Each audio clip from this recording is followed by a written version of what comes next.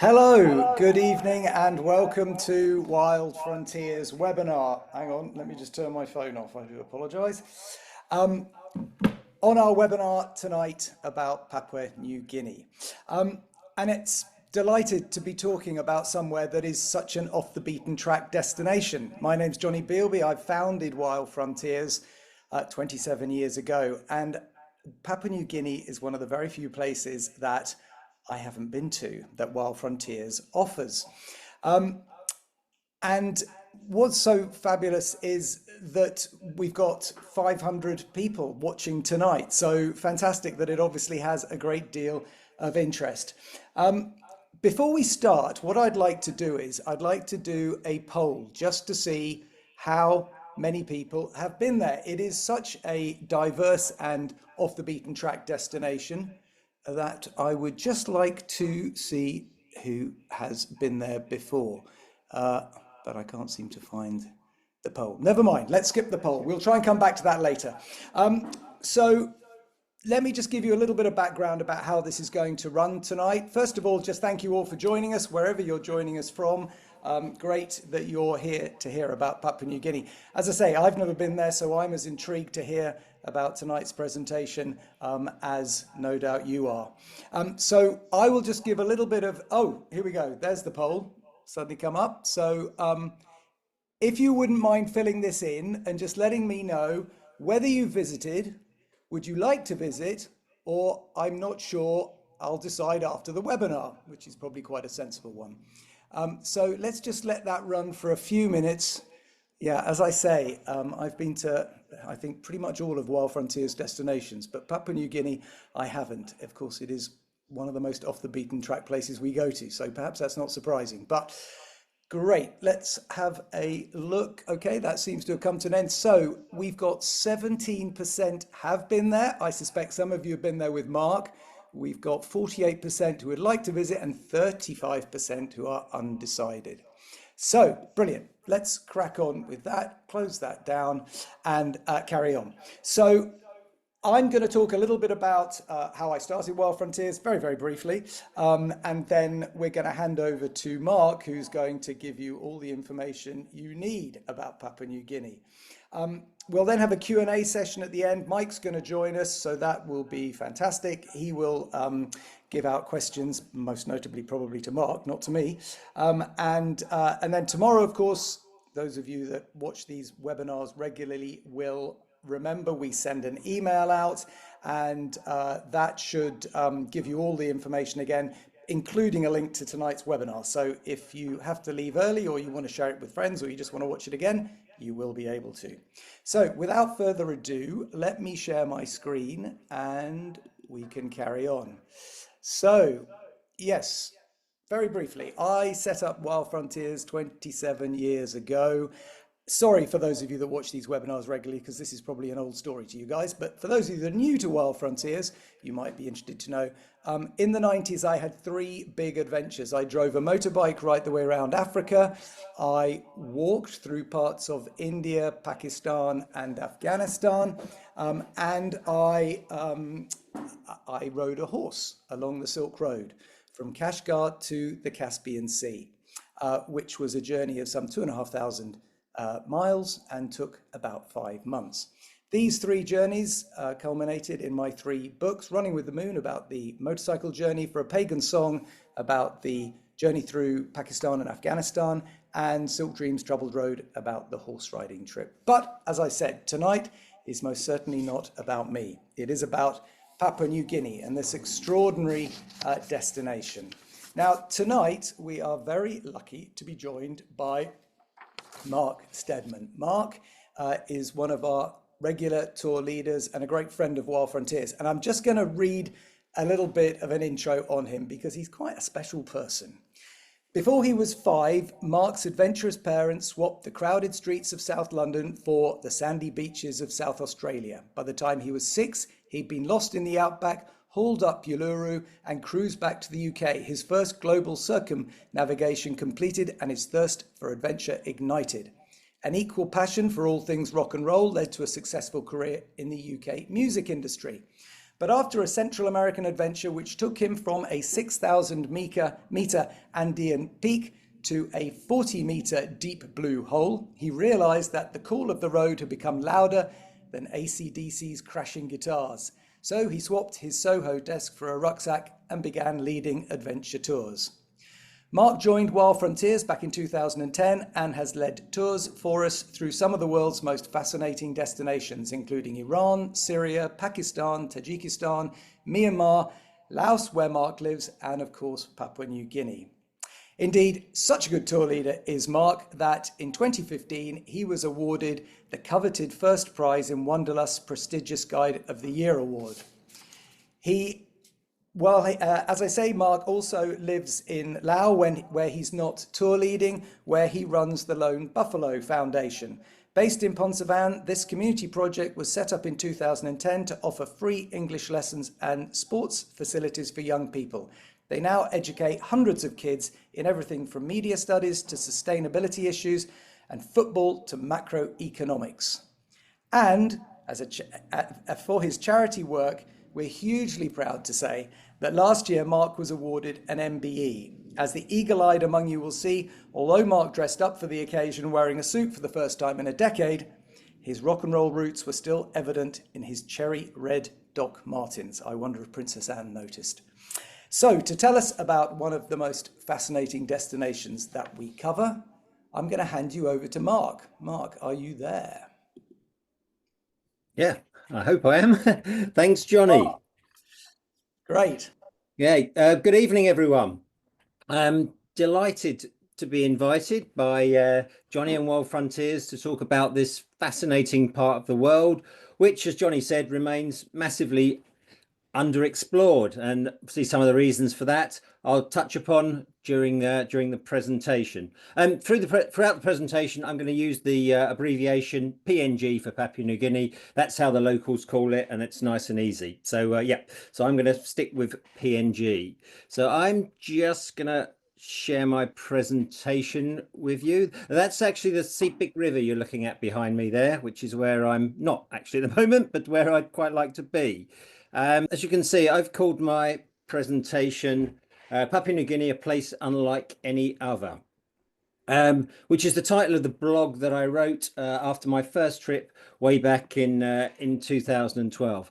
I was actually tempted to use a line from one of my favorite quotes about PNG as the title, which came from none other than the Minister of Tourism at one of the cultural shows, the little intimate shows that we have that precede the main festivals.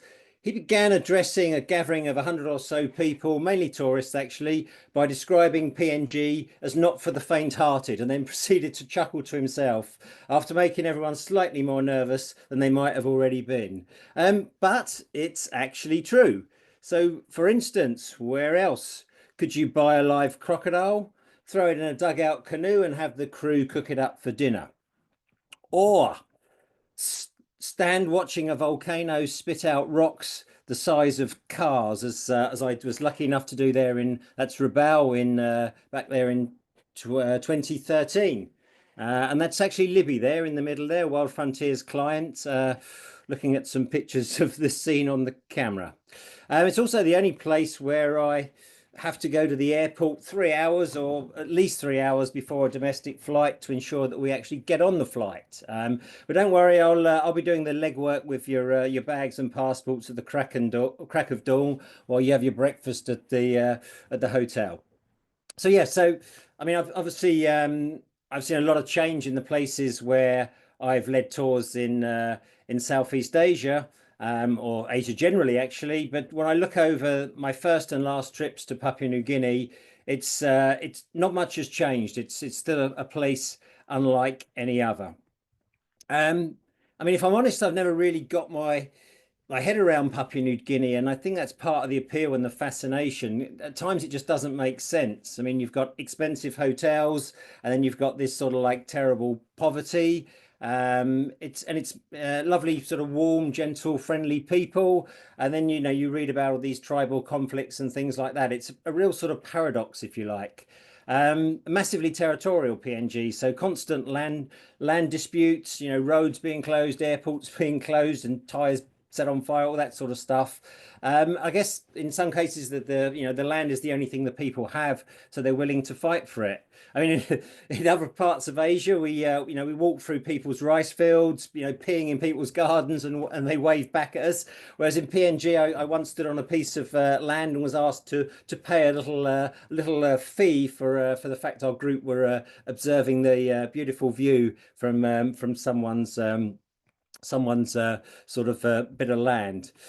Just a little bit about myself and Papua New Guinea. So as I mentioned, first trip I did was in 2012, returned a year later. Obviously this is with a different operator. So I was delighted when in 2018 Wild Frontiers approached me to lead the Tribal Lands Recce trip. So I returned again 2019, and then I've been back a couple of times after COVID, including last year, where I was very privileged to facilitate what is probably the only ever first sort of, or the first ever guide development workshop in PNG. So there I am with some of the PNG guides that work with us at Wild Frontiers.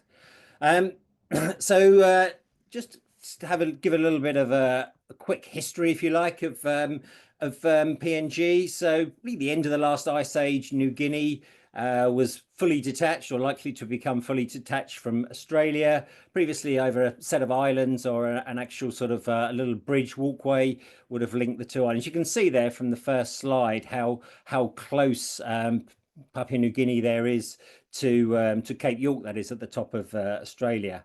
So fast forward about 12,000 years, and Papua New Guinea is being discovered to the west, if you like. So firstly, Spanish, Portuguese traders started landing on the coastal areas in about the 16th century, which was followed by British and American whaling ships.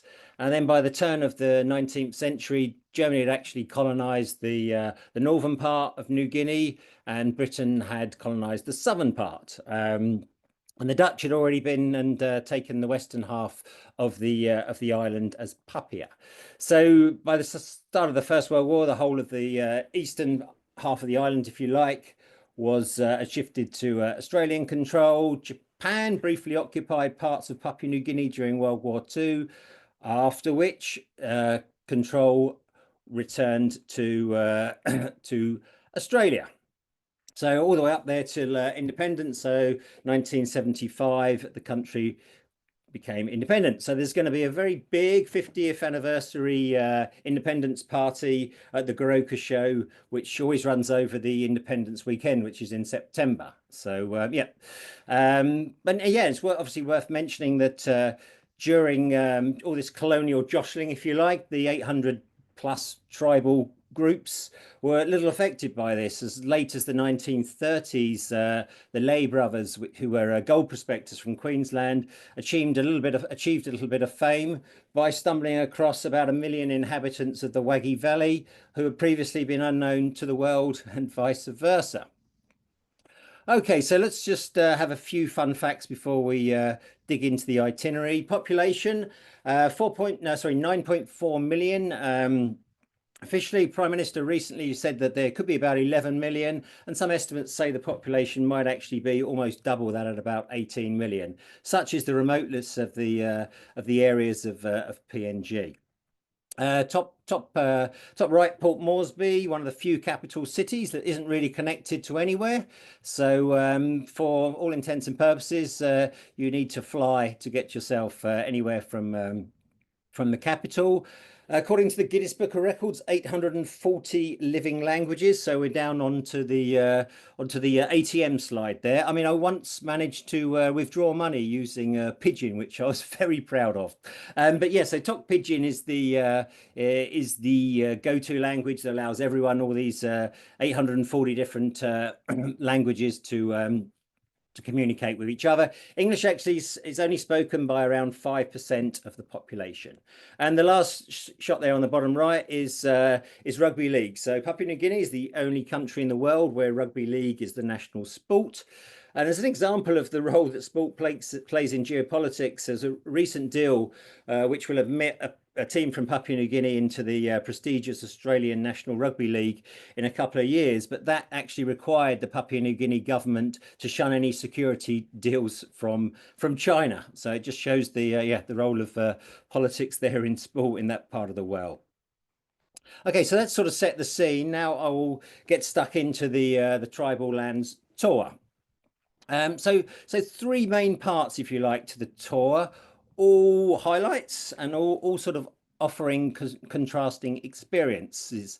So we've got the cultural shows, which is top right, underneath, and then we've got the Sepik River there on the left, and also the Simbai experience. So that's that's the bottom right hand picture. There is us arriving in Simbai.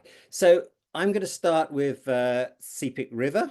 So this is where our adventure really starts. So day 2 we fly from Port Moresby to Wewak. We have a comfortable overnight stop on the northern shore there, and then we head to the river. So Sepik River, one of the most pristine freshwater basins on the planet. Rainforests as far as the eye can see, often referred to people as the second Amazon. So a pretty wild and rugged place. So for that, we drive from Wewak, where we spend the night. It's about a 4-hour drive inland till we arrive at the river and enter the land of the crocodile cult. So as you can see, there's a little quote there from another one of my blogs.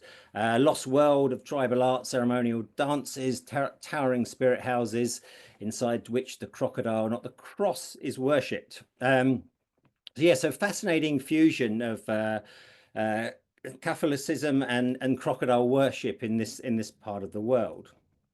So we venture beyond the road. So there are no roads from from when we arrive at Pagwe. It is where we disembark our vehicle, and then our transport for the next 3 days will be dugout canoes here with outboard motors. And each village that we visit, several villages in that couple of days that we spend exploring the area, has a spirit house. So a house tambalan. So as you can see, there's a spirit house there in the bottom right. So the sort of I guess to go back to the relationship with the crocodile, the creation story, if you like, of the people of this region. Tells the story of a girl being dragged to the river by a crocodile and then given birth to the crocodile people. So now these prehistoric beasts are respected, worshipped, and feared, as well as eaten, obviously. So inside these tall wooden and thatch structures, the tribal art decorates the sort of dark interiors, like eerie masks and towering ancestor figures. And this is where the men will gather to discuss the village matters. So you can see a couple of gentlemen there on the top right. Should point out that for our purposes, it's fine for female travellers to PNG to enter the spirit houses. As long as we don't touch the special chair or we remember to take our hats off, then we are fine to enter as a group, which we will obviously do. And also outside the spirit houses is where they hold tribal dances. So you can see the tomban up there, top left, being performed outside one of the houses, the spirit houses. And here's some examples of some of the fabulous art. And all this stuff is actually for sale and reasonably priced. So you can haggle a little bit and make an offer, and you can walk away with some beautiful artifacts as they're known. Spirit houses also where these brutal initiation ceremonies take place. So a little bit here. This is the village boys, when they reach the age of when they're ready for initiation. That can actually be at any sort of age, but when they feel that it's their time, they go back to their village. They might be coming from the mines or something like that. They will come back to the village, and they are actually cut with these very sharp pieces of bamboo. I was fortunate in 2013 to to actually witness the ceremony. The only time there's been one sort of happening while we were visiting that region. So yeah, so they're carved and they actually thrown in the river, and then they come out and they sit them by the fire here. They pat sort of some sort of ash and things into the wounds, which creates this amazing knobbly effect you can see there. Yeah, yeah, and it's basically they stay in the spirit house until they've learnt their the secrets of manhood. So yeah, pretty fascinating.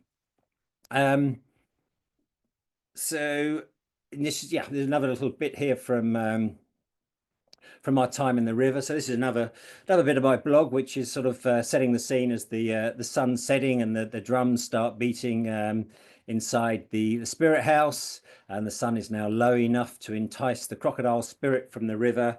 It's time for the ceremonial dance. So again, always a highlight of our trips to the Sepik region is this wonderful crocodile dance that you can see in progress there. So during our time, we stay in homestays. So we stay usually at Jack's place, which is is a nice setting in the village. We usually have enough space in there for a bit of private sleeping space, a mattress, a pillow, mosquito net, and outside a sort of bucket shower and a bathroom. But yeah, but comfortable. But it's all about the experience, really. So that's the first part I'm going to talk about, which is the Sepik River, and now we're going to talk about the Highlands. So the next section of the tour is really based on the Highlands, about 1,800 meters high. It's the main agricultural region, as you might guess. Yeah, Papua New Guinea people, they farm what they call gardens, which is basically where the fruit and the vegetables are grown. A lot of root vegetables, sweet potatoes, taro, things like that. They're where the local people get their carbohydrate. And that can either be freighted all the way down to Moresby or sent by road to lay on the coast, and then it arrives in Port Moresby by boat, which again tells you a little bit about the infrastructure in Papua New Guinea. The Highlands linked, East and West Highlands linked by the Highlands Highway, which was built in the 50s, about 700 kilometers long, which goes from Leh that I just mentioned to Tari, and would take about 24 hours to drive it, should you want to do that.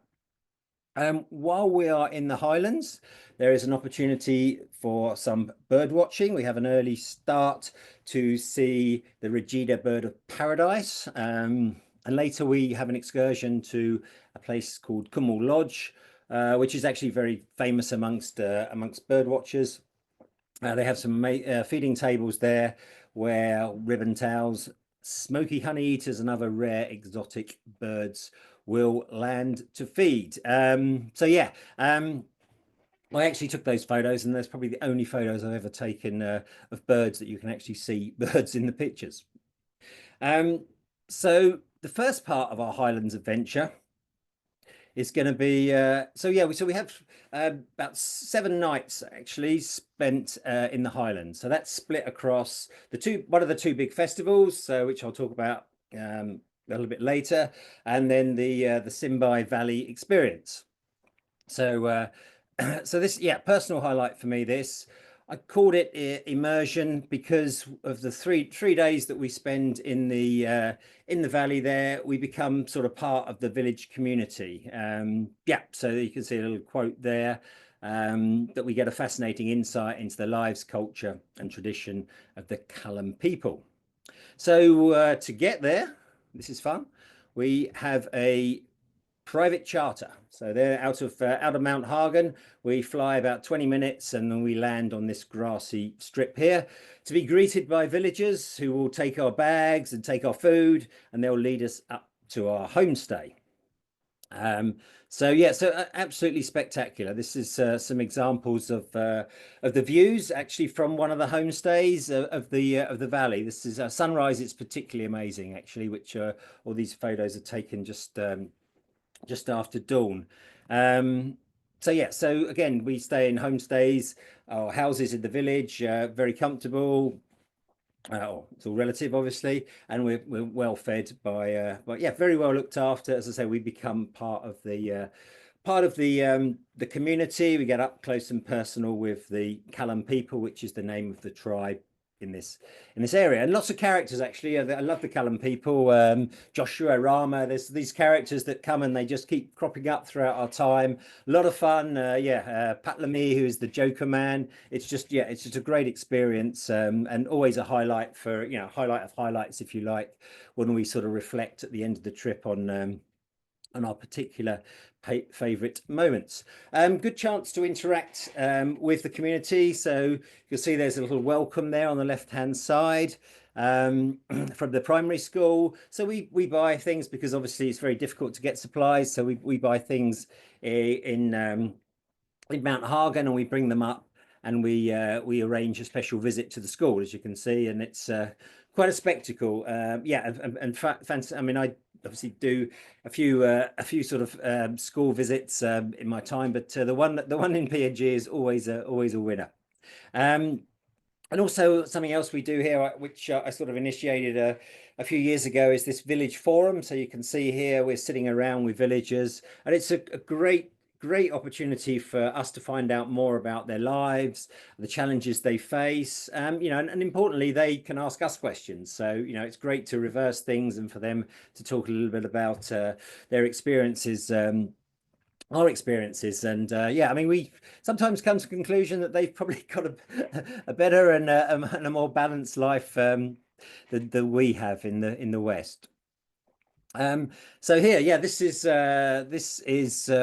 one of the highlights of our time with the Callum people, is watching them prepare these amazing headdresses. So these are all tiny heads from green beetles. So they're all threaded, and then they're made into this incredible sort of headdress.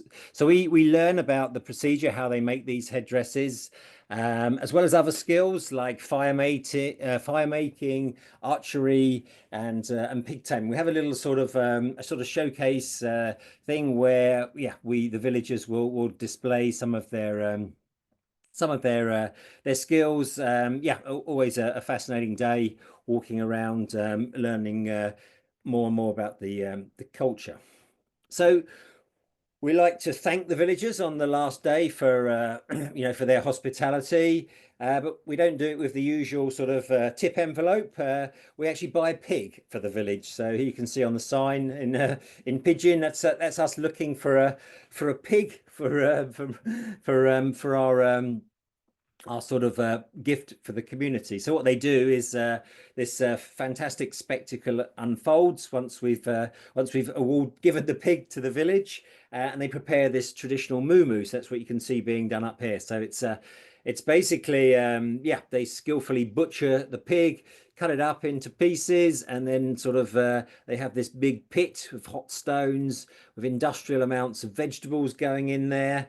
And the village basically have a big feast on us.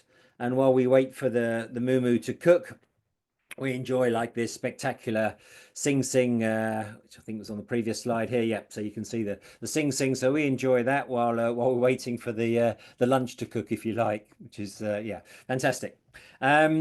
So following our little adventure up in with the Simbai community, we head back to the relative civilization of Mount Hagen, and it's going to be festival time.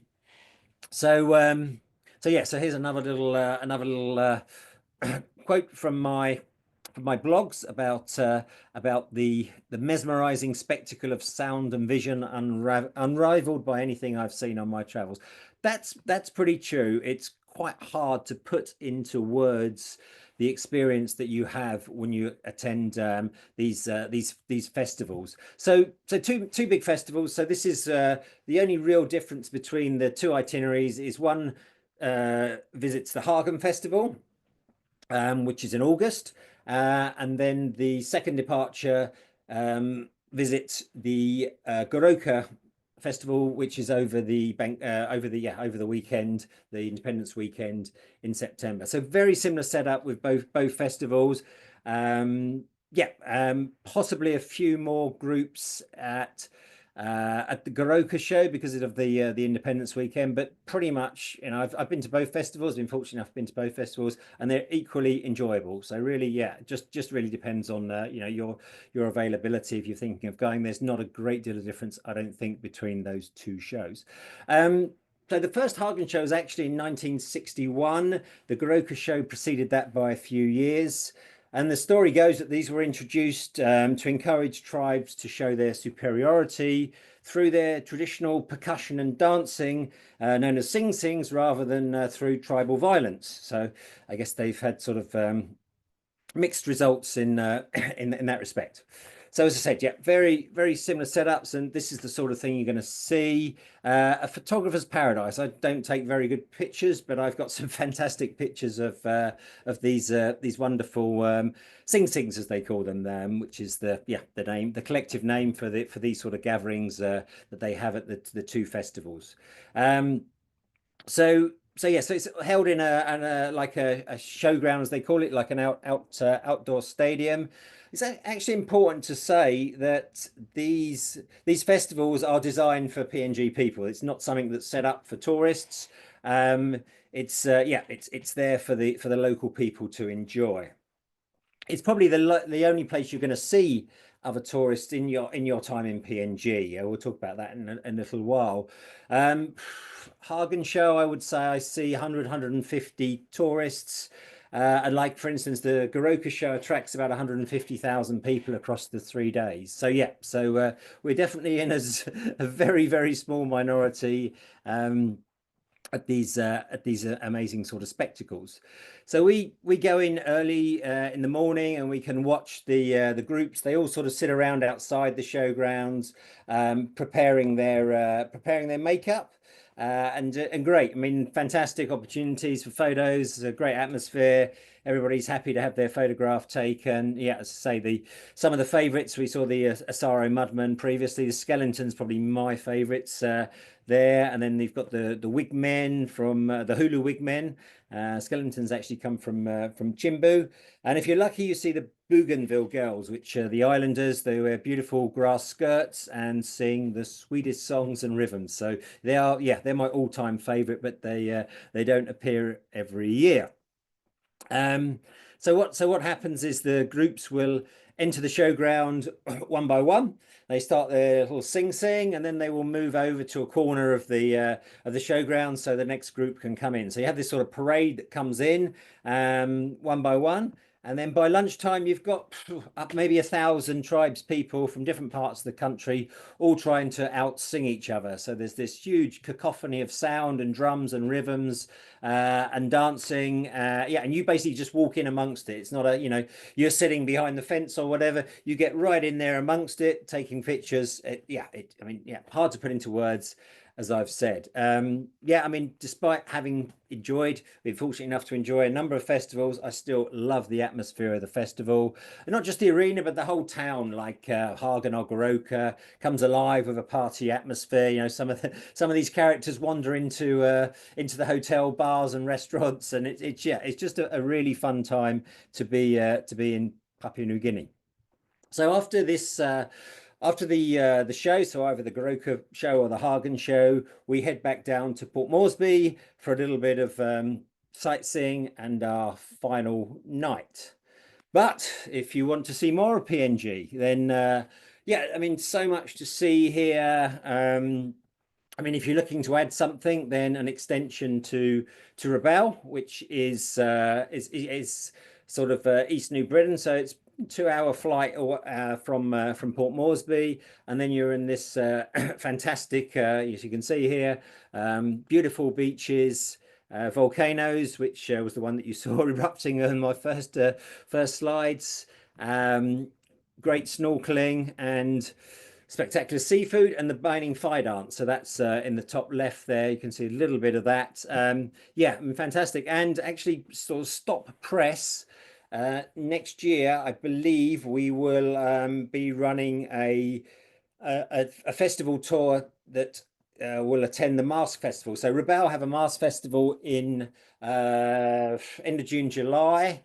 And so we'll do the itinerary that I've gone through, but rather than the Hagen or Goroka show, then we will head to Rabaul in East New Britain and go to the Mask Festival there, and also see the fire dance. So yeah, so I'm excited about that, really excited about that, and hopefully I will get a chance to lead it. I've not seen the festival there, but I've seen quite a bit of Rabaul, and it's a fantastic part of the country. So just going to talk about a few general things now, which might answer some of the questions that could pop up. So people, PNG people, gentle, polite, fun, honest, humble. Yeah, but generally, very, very poor. And it's sort of tragic when you look at the resources and the minerals and that the government are getting revenue from, and then you just see how poor the people are. Yeah, I mean, and also quite difficult to get your head around. There's a lot of social issues in PNG. So seeing, feeling this warmth of these people, and then you sort of read some of the stories about, domestic violence and things like that. It's really hard to put the two together, which again, as I said at the start, is why sometimes it just doesn't make sense, but it's all part of the fascination. I mean, sadly a little similar, like the Aboriginal story, the alcohol has not been good. So when the villages that we visit are all sort of they don't have any alcohol, and obviously we don't take any alcohol in to the villages. Next thing is the infrastructure, or lack of. So yeah, roads are pretty basic. As I said, you can't really get anywhere from Port Moresby. And the transport, I mean, people move around the whole country using these things, which are known as PMVs, which are public motor vehicles. So they sort of hail them by the side of the road, and these things run up and down the Highlands Highway that I mentioned earlier, all around Port Moresby. People sort of hop on and hop off. For us, we don't have a great deal of driving on the trip. We have our 4-hour there and back trip to the river that I mentioned at the start. So we have our own sort of private driver and crew, and we take one of these vehicles with us. A little bit of time spent driving on the Highlands Highway to the bird watching place, Kumul Lodge, that I mentioned earlier on, and around Mount Hagen. Just a little bit more time if you're going to Goroka, because you've got to sort of move further towards the Western Highlands for Goroka town.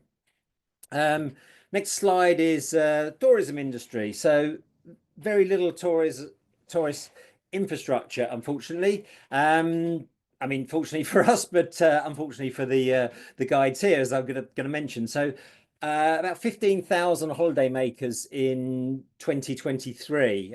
Most people that go into PNG enter on business. So as I mentioned earlier on, you're probably going to see 100 people or something like that, maybe a few more at the festival. When you're on the river, and obviously in Simbai, we don't see anyone else. It's just us. So yeah, so part of the appeal of PNG is that it's not really set up for tourists. It's authentic, eating, sleeping, traveling with the locals along the way. No national guide certification, so it's not really a sustainable career, because aside from some specialist bird tours and wildlife tours, it's only really festival season that they get to see visitors. So it's always a part-time occupation. That's why it was, working with the guides was really rewarding for me, trying to sort of develop some sort of skills there, and looking forward to seeing our little crew there that you can see on the right when I get back to PNG in a few months' time. But you'll find out when you open up conversations, then people want to talk about PNG. They want to tell you about their lives. And yeah, you sort of have to put a little bit of work in to get the information out. But obviously that's why myself and other tour leaders are there to sort of to get these sort of conversations open and running. So wouldn't be a presentation if I didn't mention food. So maybe not offering the same flavors and fusions as other Asian destinations, we still manage to eat fairly well. The locals, they basically eat a lot of root vegetables for carbohydrates, but they have these places in the towns and along the road called kai bars, where they will just be eating deep fried sweet potatoes or taro along with saveloys, which are sort of, I guess, a cross between a sausage and a frankfurter. Not a healthy diet, but that sort of needs must really for the PNGs. For us, we eat mainly in the hotels because people actually go to hotels to eat in PNG because that's where they will get the best food. So fairly influenced by Western cuisine and obviously Australian cuisine. But we get some good fish and good seafood, especially in Port Moresby. And then when we're in the homestays, we'll get some traditionally cooked food, so more vegetable based, if you like. There'll be some steamed, steamed vegetables or crocodile maybe steamed in bamboo.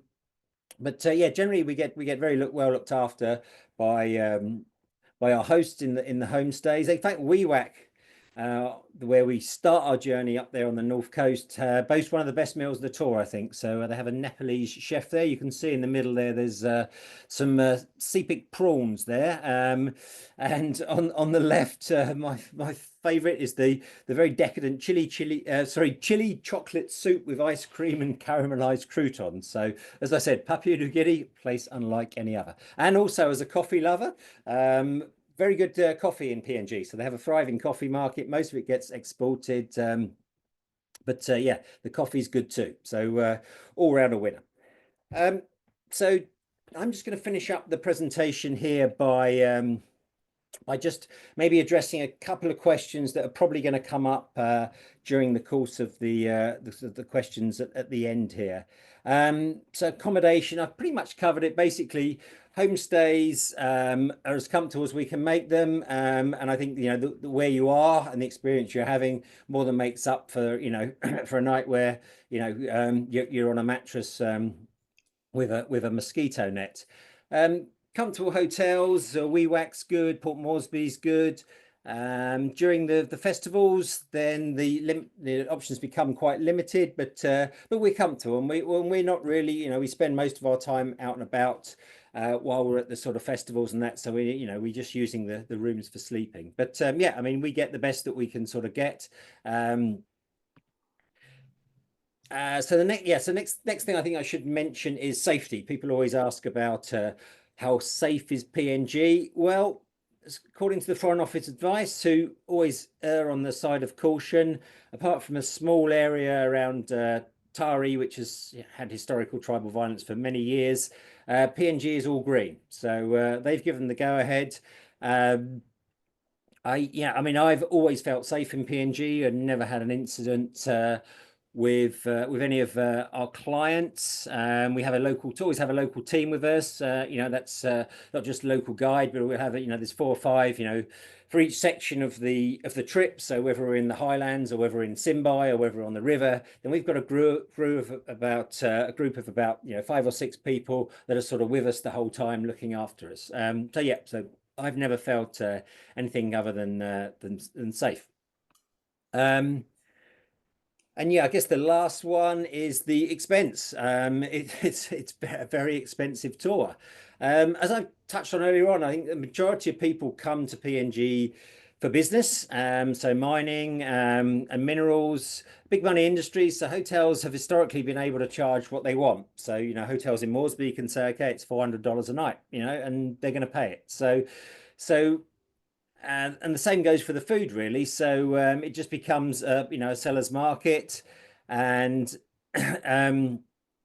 yes, it's almost like there's 2 economies there. There's one that we're existing in, or a tourism industry is existing in, and then there's the one that the locals are living in. I mean, you go to the market there in Moresby. $2 or $3 is going to be what they're charging for a fish. By the time it's arrived on your plate, it's $25, because that's the way PNG is. But hopefully by the end of the trip, you'd have forgotten about the expense and just be reflecting on the experience that you've had. So yeah, so I always like this one when I sort of sit there in departures at the end of the trip with a coffee and a croissant, or in this example here as a SP lager and a pie, reflecting upon this sort of otherworldly experience that you've just sort of exited is always surreal. So I'm sort of I'm happy, and you know that over 10 years of visiting Papua New Guinea, there's still nowhere quite on earth like this place.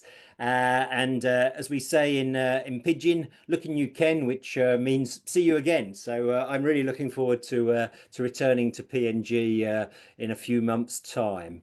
Okay, so I'm going to hand back to Jonny now. So Thank you, thank you for Mark. your Yeah, time. that is fantastic. What a great presentation, and absolutely mouth-watering. What an an extraordinary place. I mean, I've been to many interesting places, but I don't think I've been anywhere quite like Papua New Guinea. Just extraordinary.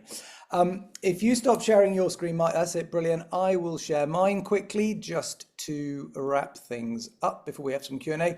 So yeah, the two trips that we have running this year, festival trips, the Hagen Festival and the Goroka Festival. As you can see here, the Hagen Festival is on the 5th of August this year, while the Goroka Festival is on the 9th of September. 3 places left on the Goroka Festival and 6 places left on the Hagen Festival. So they're both guaranteed. Those are the festival tours that Mark was talking about.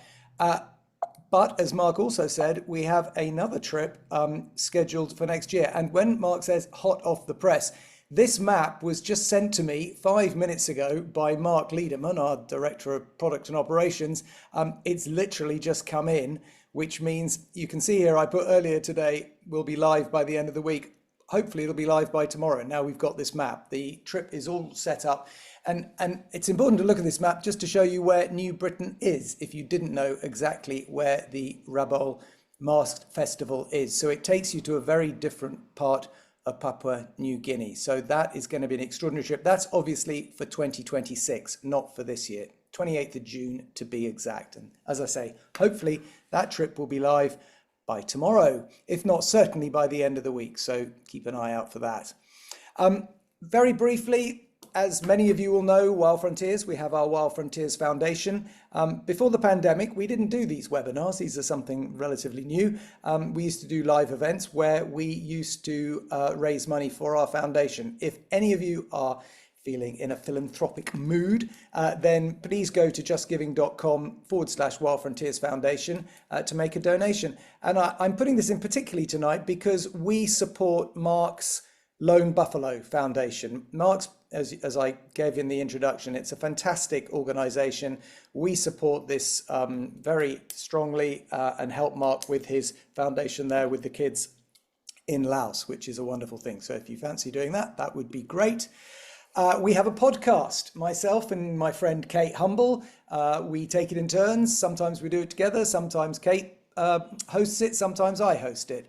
In fact, I'm doing one the day after tomorrow on Albania. So if you like podcasts, then do please search for The World by Wild Frontiers, which is on Spotify, Apple, or Audible. And you will find many good episodes on all sorts of different subjects, but all obviously relating to travel. So let us now, I'm going to stop sharing my screen. Let's go back and see, Mike, if we have any questions.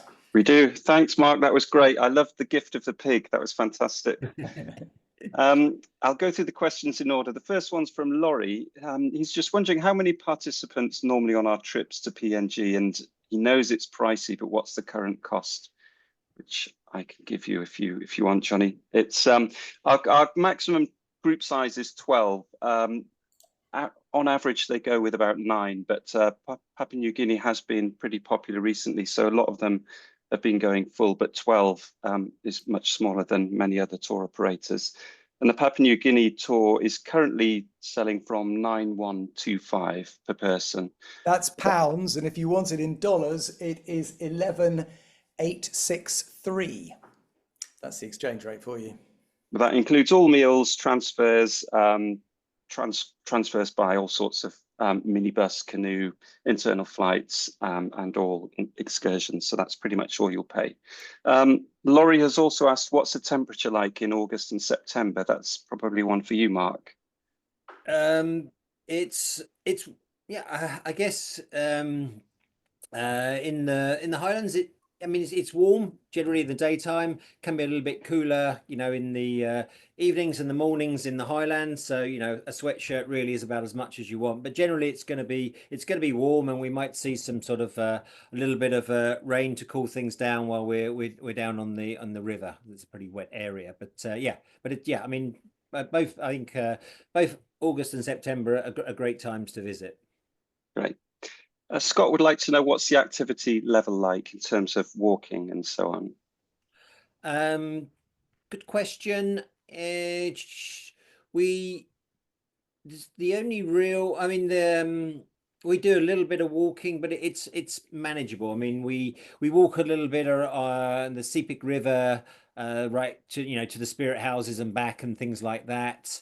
I guess, and a little bit of walking up in Simbai. We do a sort of half-day walk, but I mean, we've taken, I've never had any problems in terms of people's ability. There's always the facility to send someone on a little bit early with one of the villagers. We basically manage it. If someone wants to experience the whole thing, then it's possible to do that. So yeah.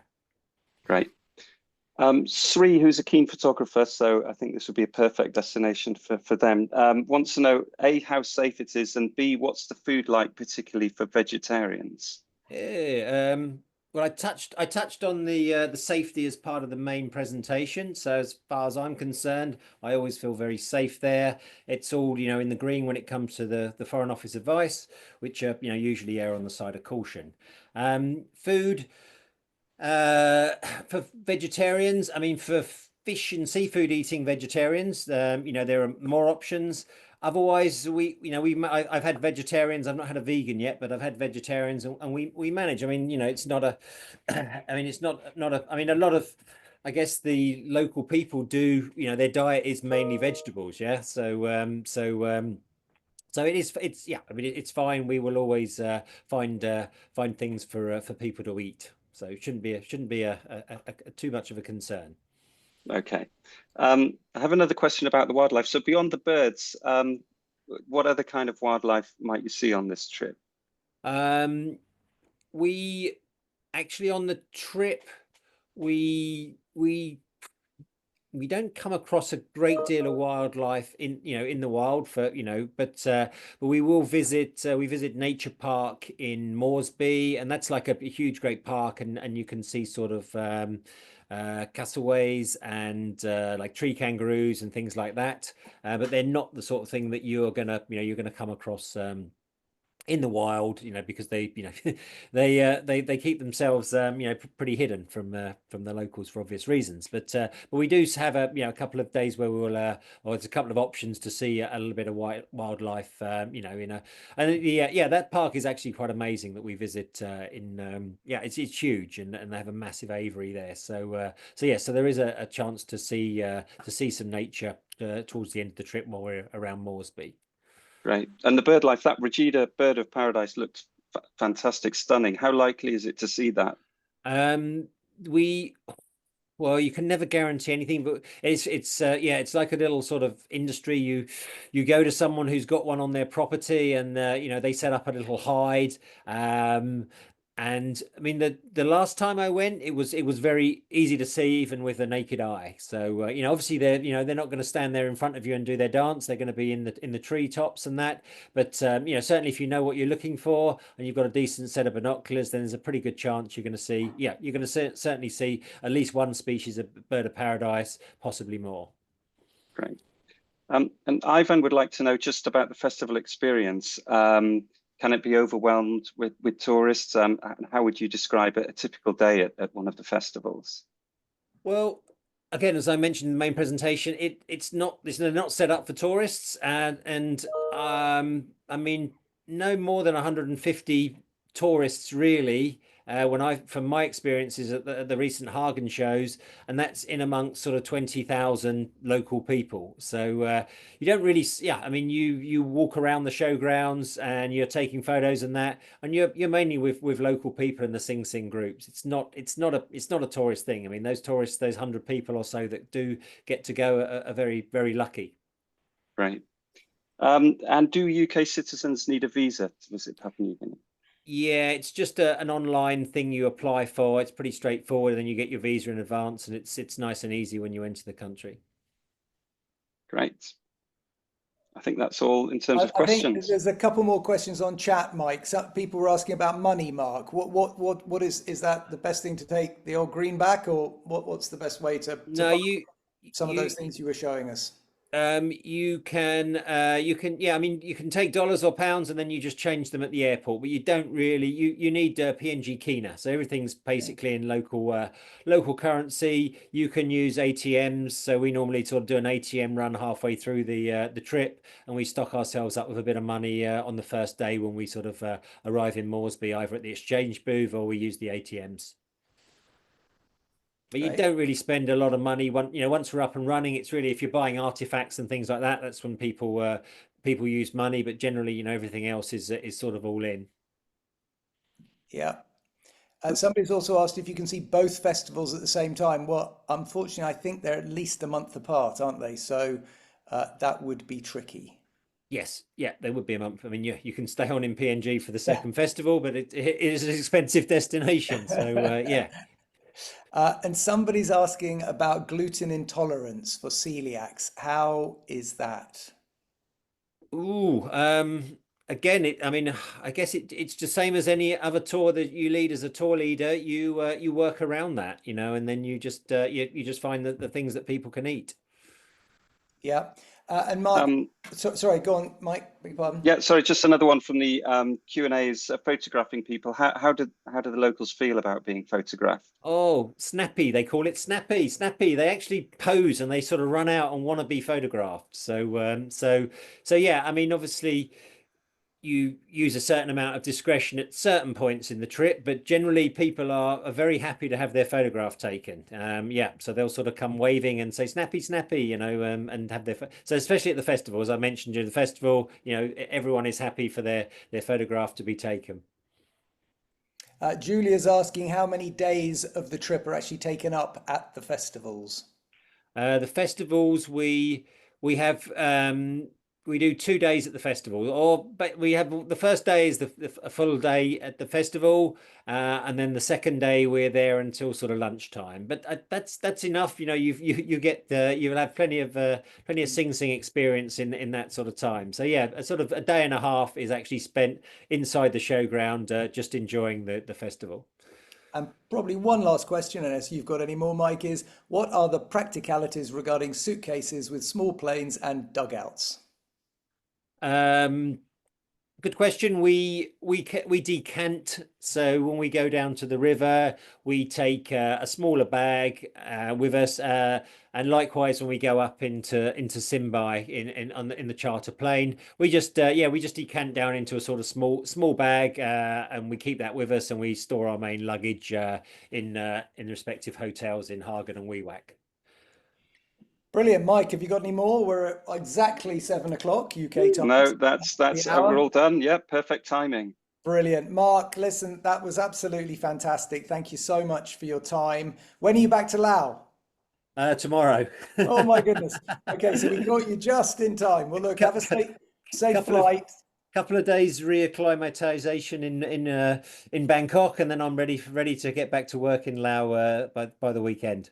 Fantastic. All right. Well, look, have a safe trip and good luck with everything at the school and the Wild Frontiers tours you'll be leading later in the year. So thank you so much, Mark, for your time. Mike, thank you very much for hosting those questions.